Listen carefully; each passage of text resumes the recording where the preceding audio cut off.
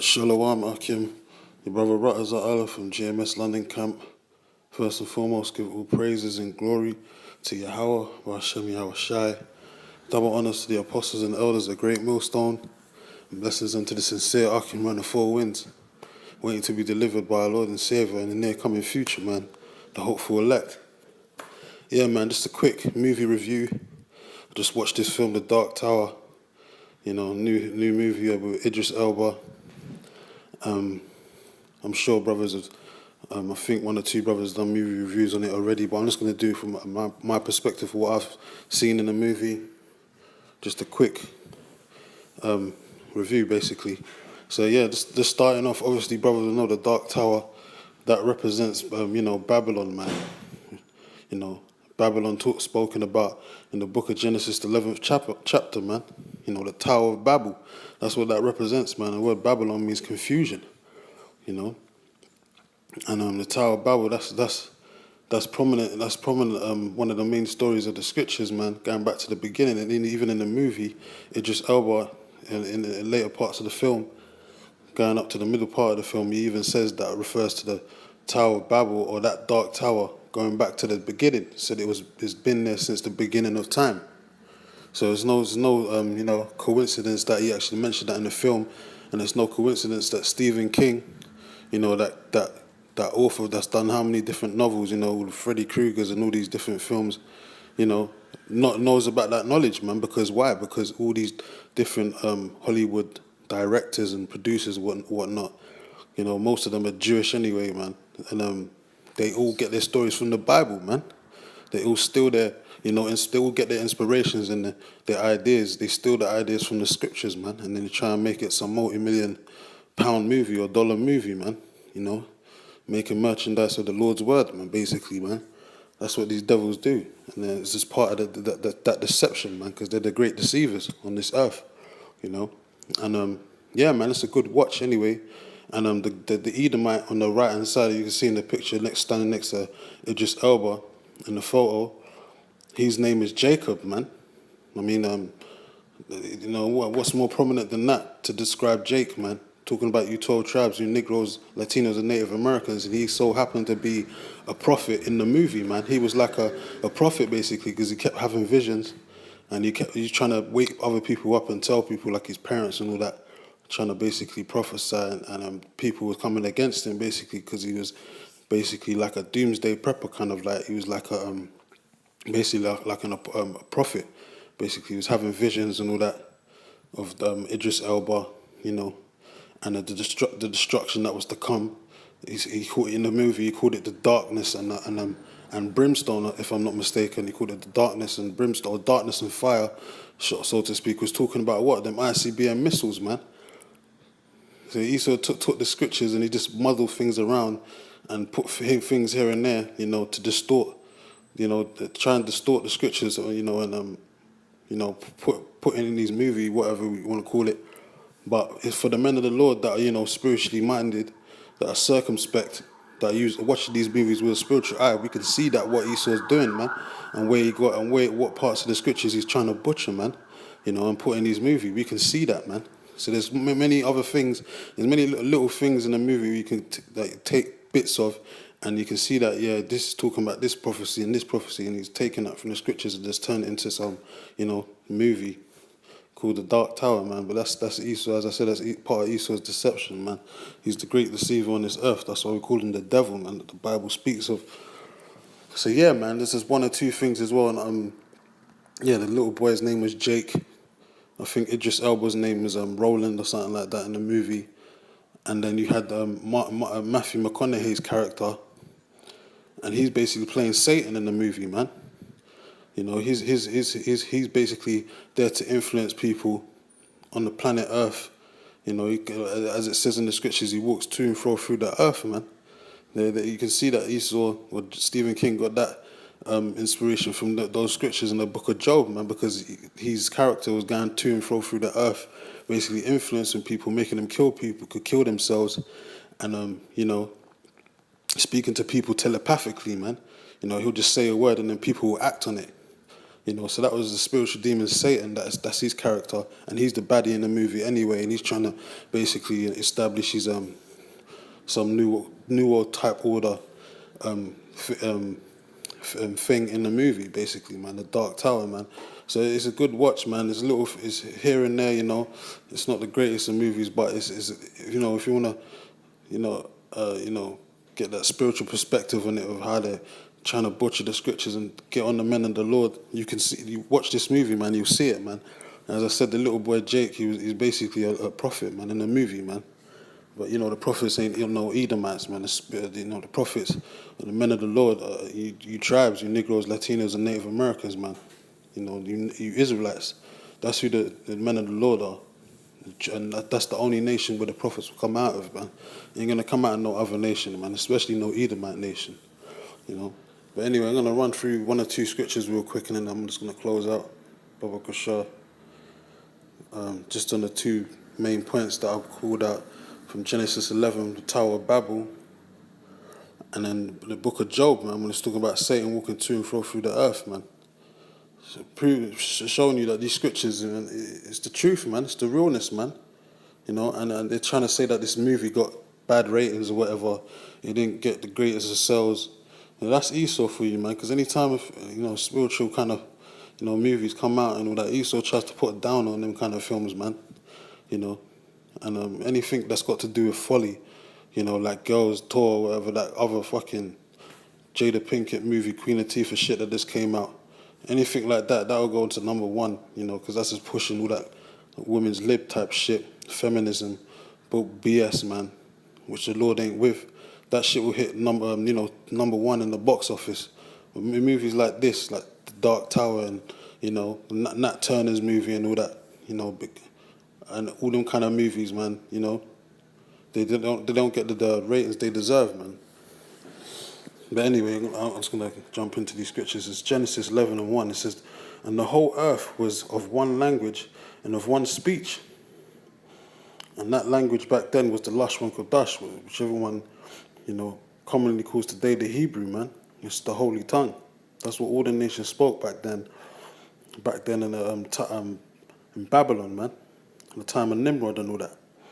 And it came to pass, as they journeyed from the east, that they found a plain in the land of Shinar, and they dwelt there. And they said one to another, "Go to, let us make brick and burn them thoroughly."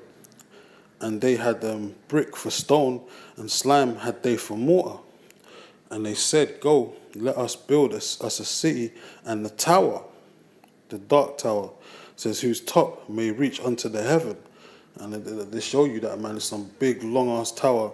And as I said, Idris Elba said that, it's been there since the beginning of time. And it's basically separates it keeps the balance of good versus evil and all this madness. Because they're saying shows like demons coming from the different realms or from the spiritual realm where the Dark Tower is, and which say obviously occupied by the spiritual demon Satan, and he keeps transporting them or making them teleport into the third dimension, being in Earth, to cause havoc, man, and to try and kill the so-called little Edomite prophet, man, And it says, they said, "Go, let us build us a city and a tower whose top may reach unto heaven, and let us make us a name, lest we be scattered abroad upon the face of the whole earth."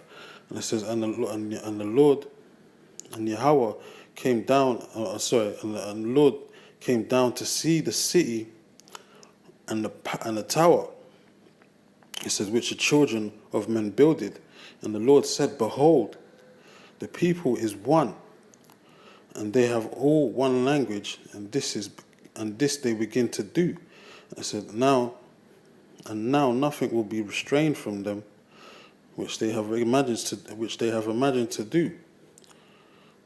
It says, "Go, let us go down and there confound their language, that they may not understand one another's speech."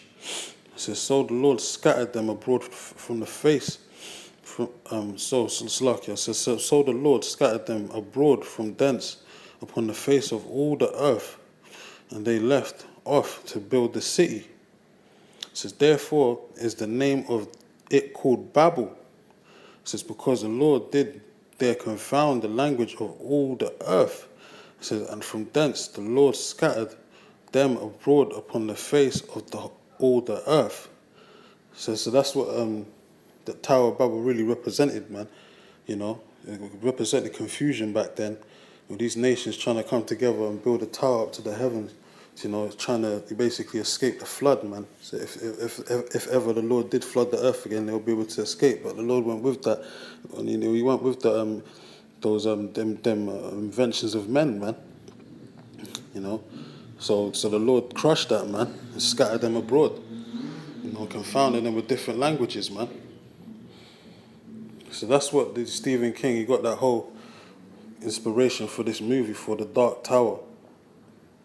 And that's what it basically is based upon, man. You know, Babylon the Great, which is America today, man. You know, midst of confusion and all that, man. You know, but that was the Tower of Babel back then. So going to Job, the second chapter. It says Job 2:1. It says, and there was a day when the sons of God came to present themselves before the Lord, and Satan came also among them to present himself before Yahweh, man. So Satan is a son of is one of the sons of God, man. You know, on the left-hand side, he's just a wicked angel on the left-hand side, man, an evil angel. You know, and he's the top-ranking evil angel out of all of them on the left-hand side. His name's Shaitan, man, which means the adversary, man, in the Hebrew. And Matthew McConaughey was playing that character to the T, man, you know, because he's trying to wreak havoc on the earth. And he was going to and from through the earth, from the spiritual realm into, you know, to earth, basically, back and forth. It says, it's lucky I get my words muddled up. The second verse, it says, and Yahweh said unto Satan, from whence comest thou? And Satan answered the Lord and said, from going to and fro in the earth and walking up and down in it. And that's what Satan's job is, man. He's the top pest, man. He's just a, you know, yeah, man. He's a pest, man, to the righteous, man. He's there to irk and tempt the men of the Lord, man. He even tried to tempt the Lord himself when the Lord came 2,000 years ago. Satan tried to tempt him then, but the Lord rebuked his ass, man. So he ain't got no power over the Lord, man. And really, the men of the Lord, he ain't got no power over them anyway, because, you know, they're of the house of they're of the house of the righteous, man. They're of the house of David, and they got that. And they got I'm talking about Galatians 6:16, man. The Israel of the Most High, basically, man. So really, it's the Most High that made Satan to tempt the men of the Lord in this time for, for our reasons of, obviously, we went off as a nation, and, you know, we have to go through the fiery trial right now to get, you know, come back to the Heavenly Father in righteousness, man. You know, though righteousness be as filthy rags, but the Israel of the Most High, Satan can't destroy them, man. He ain't really got no power to, the full power to do anything to destroy them, man. It's only given by him to do what he can by the will of the Most High, man. Yahweh, man. And in this movie, you know, that's his character, basically. Matthew McConaughey, he's playing Satan, basically, in the movie, man. So he's going to and fro in the earth, and from walking up and down in it. And that's what he was doing. And then, you know, it goes back into the example of Job. You know, Satan was given the power to, you know, tempt Job, because the Most High gave him that power. Just like, as I said, the men of the Lord on this side, the same thing's happening to us now, man. The true men of the Lord, you know, the hopeful elect, they're going to suffer the same things Job suffered, man. Loss of family, loss of money, loss of work, you know, friends turning against you, family turning against you, pets turning against you, all that, man, catching all kinds of ailments, you know, diseases and all that. But it's all part of the fiery trial that the men of the Lord have to go through, man. Because the Lord took that hedge off, you know, the men of the Lord, as he did to Job back then. In the third verse, and it says, and the Lord, Yahweh, said unto Satan, hast thou considered my servant Job, and there is none like him in the earth, a perfect and an upright, like a perfect Salakia. It says, and there is none like him in the earth, a perfect and an upright man. It says, one that feareth the Most High, and escheweth evil. It says, and still he holdeth fast his integrity, although thou movest me against him to destroy him without cause. So yeah, man, brothers could read the rest of that chapter. You want to read the rest of that story about Job being tempted, by the deal that the Most High made with Satan, man, back then, to tempt Job, man, to try and make him to go off. But he didn't. He held his integrity. Because why? Because he was a man of the Lord. Same thing now, man. We got the men of the Lord now. They're going to hold their integrity to the end, and stick to the doctrine that they was taught, man. Because that indeed is going to be, like it says in I can't remember the actual verse right now. I think it's Colossians or what is it, Titus. That we got to stick to the doctrine of which we was taught, man, because that will basically lead to our salvation, man. And that will be the helms to us leading and getting out of here, man. Sticking to the doctrine and receiving that kingmanship, like it says in Revelations 2:25, man. We have to endure unto the end. Anyway, man, I don't want to go on for too long. I didn't want to make this too long. I just wanted to highlight a few things that I noticed in the movie. As I said, brothers can watch it, man. It's a good watch. And that's it, man. Give all glory and praises to Yahweh B'Hashem Yahweh Shai. Double honors to the apostles and elders of GreatMillStone. Blessings unto the sincere Akim out there, man. Almost out of here. Stay strong, man. Till next time, I say shalom, man.